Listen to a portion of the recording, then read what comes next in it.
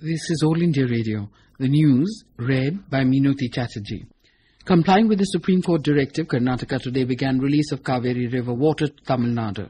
It triggered widespread protests across the Mandya district and disrupted vehicular movement. As the water release began, the farmers blocked the Bangalore-Mysore highway near the Gejalagere and more than 50 people have been arrested. Irrigation authorities said about 5,000 cusecs of water was being released from Krishnarajasagara Dam and Kabini Reservoir since last night. According to sources, Karnataka will be ensuring flow of 9,000 cusecs of water to Tamil Nadu.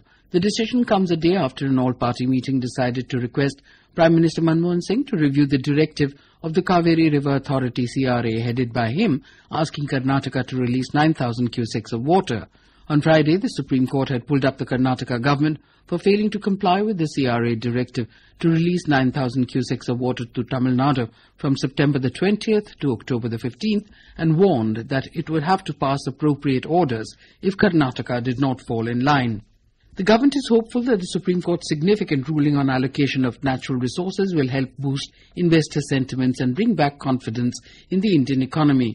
In an interview to PTI, Minister for Corporate Affairs and Power, Minister M. Veerappa Moily said the ruling removes doubts that had been created by the CAG audit reports that used auction as the benchmark for calculating presumptive losses in allocation of telecom spectrum and coal blocks.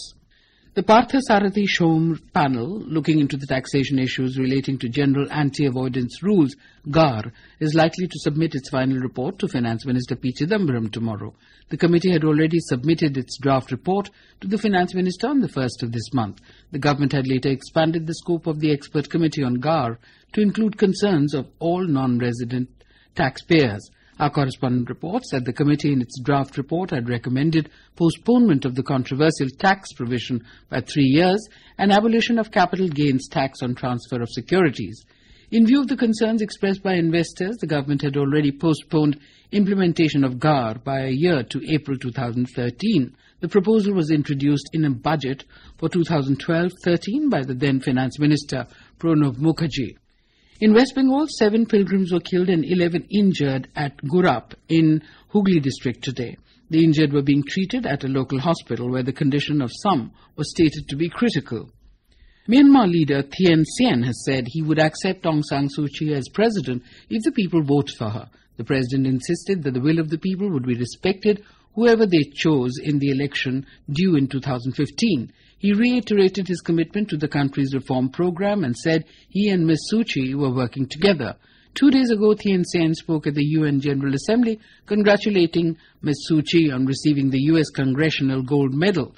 In an interview with BBC, he, however, added that the army, which retains many of the seats in Parliament, will continue to play a central role in the country's politics.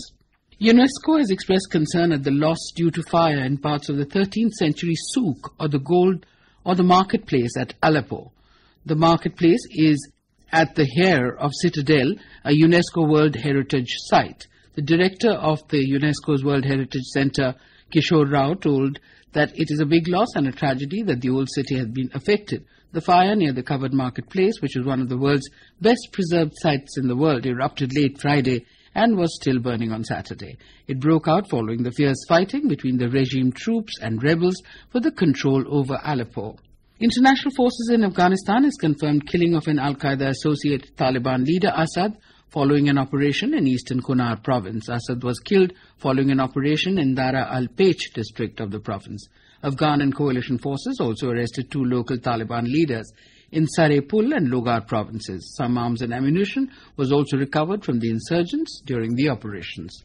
In Spain, at least 10 people have died after heavy rains triggered flash floods in southern Spain. The floods overturned cars, closed roads and railway lines, damaged bridges and homes, and forced hundreds to leave their properties. Edwin Kipyego from Kenya and Yemir Wude from Ethiopia won the men's and women's race in the 5th edition of the Delhi Half Marathon today. While Edwin took 1 hour and 55 seconds to finish his 21 kilometers race, Yemir completed hers in 1 hour and 12 minutes. And that is the end of this news bulletin.